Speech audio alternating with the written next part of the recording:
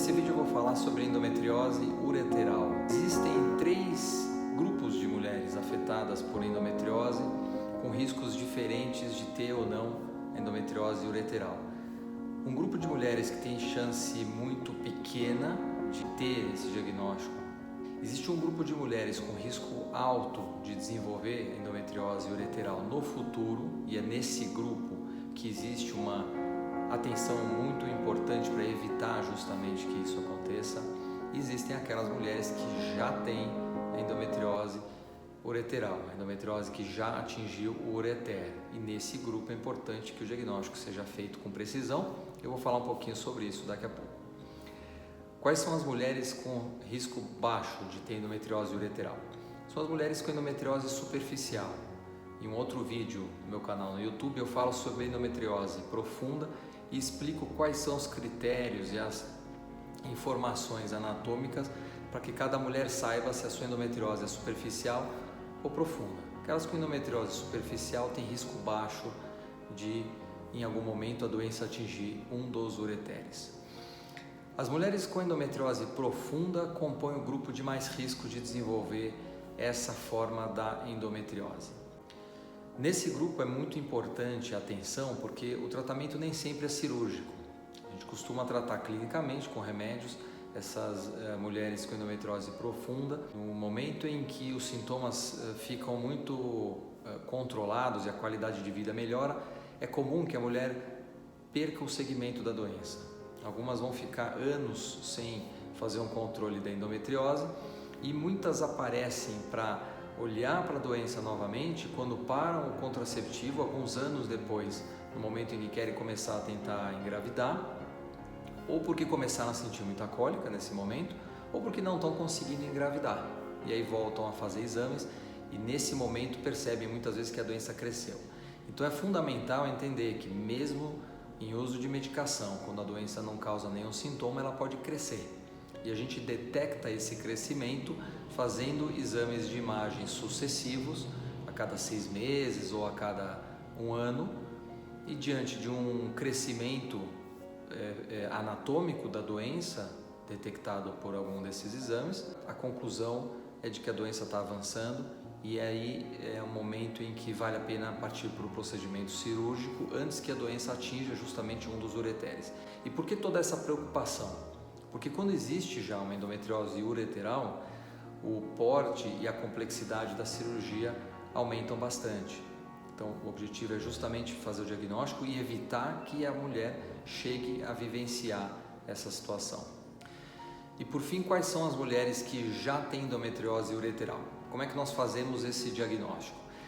Em primeiro lugar, essa situação costuma causar poucos sintomas. Algumas vão ter algum mínimo sangramento na urina, e isso acaba sendo detectado só por um exame de urina, mas a maioria dessas mulheres tem esse diagnóstico confirmado como uma surpresa que aparece em um exame de imagem, ou uma ressonância magnética de pelve, ou um ultrassom transvaginal com preparo intestinal.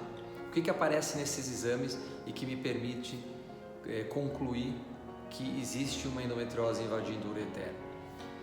Ou existe uma dilatação do ureter, e aqui é importante entender que o ureter conecta os rins até a bexiga, é um tubo muito fininho que transporta a urina dos rins até a bexiga, e quando existe endometriose no ureter, ela costuma criar um ponto de estrangulamento, dificultando a passagem da urina.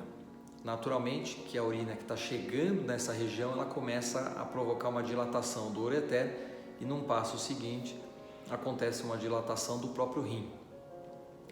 A longo prazo, se não for feito o procedimento cirúrgico, esse rim pode deixar de funcionar. Já em algumas outras mulheres, o que esses exames de imagem revelam é uma proximidade da endometriose com o ureter. Eles costumam detectar que a endometriose já encostou no ureter, e isso é suficiente então para que a gente faça o diagnóstico de endometriose ureter, mesmo que ainda não exista essa dilatação do ureter ou dos rins. Diante desse diagnóstico, o tratamento cirúrgico deve ser imediato.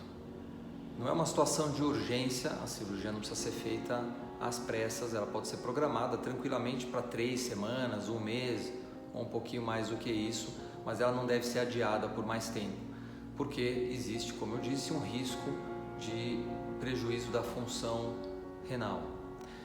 Existem duas formas ideais de fazer esse tipo de cirurgia: a videolaparoscopia convencional e a segunda, que é a cirurgia robótica. As duas formas permitem a cirurgia da endometriose ureteral. E existe dois tipos de procedimento de acordo com a forma como a endometriose chega no ureter. 90% das mulheres têm a forma que nós chamamos de extrínseca. Por que esse nome? Porque nessas situações a endometriose ela chega até o ureter, ela abraça o ureter e chega a fechar esse canal, como eu disse, provocando dilatação, mas ela não invade o próprio tecido ureteral, as células ureterais. Então, no momento do procedimento cirúrgico, é possível retirar a endometriose ao redor do ureter, quase como se fosse retirado um esparadrapo, sem que seja necessário algum tipo de corte, de manipulação do tecido ureteral. Naturalmente que é um procedimento um pouco menos complexo do que a segunda forma, que é a endometriose ureteral intrínseca, que acontece em 10% desses casos. Nessas situações, a endometriose ela atinge as células do ureter, ela invade as células do tecido ureteral e, portanto, é impossível retirar essa endometriose sem que aquele pequeno fragmento do ureter seja retirado junto. Depois de retirado esse fragmento do ureter, claro que esse canal precisa ser reconstituído ou fazendo uma recanalização término-terminal, ou, em algumas situações, o ureter ele pode ser implantado diretamente na bexiga.